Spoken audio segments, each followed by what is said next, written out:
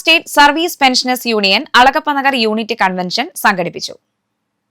Amballoor SCB president Varghese Antony ഉദ്ഘാടനം നിർവഹിച്ചു. KSSPU unit president PM Haneefa അധ്യക്ഷനായിരുന്നു. SSLC +2 പരീക്ഷകളിൽ ഉന്നത വിജയം നേടിയ വിദ്യാർത്ഥികളെ വർഗീസ് ആന്റണി അനുമോദിച്ചു. ജില്ലാ കമ്മിറ്റി അംഗം K. സുകുമാരൻ നവാഗതരായ അംഗങ്ങളെ സ്വീകരിച്ചു.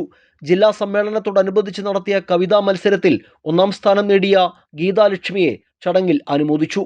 Block president K. Balakrishna Menon, block vice പ്രസിഡന്റുമാരായ MK Shanthakumari, KO Porinju, block secretary KV Ramakrishnan, block treasurer TA Velayudhan, unit vice president P. Sivadas, unit secretary Franco George Manjaly, treasurer CN Vidyadharan, unit vice president EM Sadanandan, block സാംസ്കാരിക കൺവീനർ റൈസൽ പോൾ എന്നിവർ സന്നിഹിതരായിരുന്നു.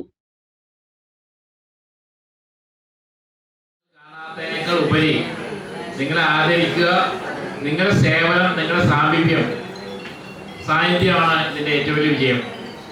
ഇവിടെ പലരും പറഞ്ഞു, നമ്മുടെ ശമ്പള പരിഷ്കരണത്തെക്കുറിച്ചും DA കുറിച്ചും പറഞ്ഞു.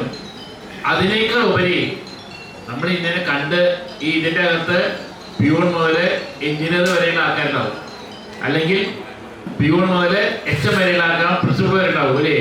ഇവരെ ഇടയ്ക്ക് സ്കൂളുകളിൽ ഇപ്പോൾ എൻ്റെ വീടിൻ്റെ അടുത്ത് ഒരാൾ പറഞ്ഞ കൈ നിറച്ച് പൈസ വാങ്ങിച്ചുകൊണ്ടിരുന്ന അധ്യാപകരും മറ്റ് ജീവനക്കാരും പെൻഷൻ പറ്റിയിട്ടും വീണ്ടും അതിനാവിധ പൈസ വാങ്ങിച്ചുകൊണ്ടിരിക്കുന്നതാണ് പൊതുജനങ്ങളുടെ ഒരു അഭിപ്രായം. എന്താ കാരണം എന്നുണ്ടെങ്കിൽ ഓരോ വർഷം കഴിയുന്തോറും സംസ്ഥാന സർക്കാരുകളായാലും കേന്ദ്ര സർക്കാരായാലും സാമ്പത്തികമായി ബുദ്ധിമുട്ടിലേക്കാണ് നീങ്ങിക്കൊണ്ടിരിക്കുന്നത്. ഈ ബുദ്ധിമുട്ട് അനുഭവിച്ചു വരുമ്പോൾ നിങ്ങൾ TV ചാനലിലെ ചർച്ച കണ്ടിരിക്കും.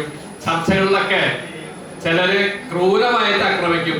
എന്താ കാരണം എന്നുണ്ടെങ്കിൽ പെൻഷൻകാരാണ് ഈ സംസ്ഥാനത്തിന്റെ സാമ്പത്തിക ബുദ്ധിമുട്ടിന് പ്രധാന കാരണം. എന്താ കാരണം എന്നുണ്ടെങ്കിൽ 77% പൈസ ചെലവഴിക്കുന്ന സംസ്ഥാന സർക്കാർ ശമ്പളം കൊടുക്കാനും പെൻഷൻ കൊടുക്കാനും അല്ലെ ബജറ്റ് വരുമ്പോഴാണ് നമ്മൾ KPSTക്കാരും ഇവരൊക്കെ വന്നിരുന്നു. പിന്നെ നോക്കുമ്പോ സൗദ് മാഷ്, അതുപോലെ കുട്ടപ്പ മാഷൊക്കെ എന്നെ കൊച്ചിയിലെ പഠിപ്പിച്ചതാണ്. പിന്നെ ഫ്രാങ്കോ മാഷ് സ്കൂളിൽ നിന്ന് പറയാണ്, നീ ഒരു ദിക്കിലും പോകരുത്, ഇതിലേക്ക് എല്ലാം വരണം. അങ്ങനെ വന്നപ്പോ ശരിക്കും റിട്ടയർ ചെയ്യണത് പിറ്റേ ദിവസം എത്തിയില്ലേ. അങ്ങനെയാണ് ഇതിലേക്ക് കടന്നു വന്നത്.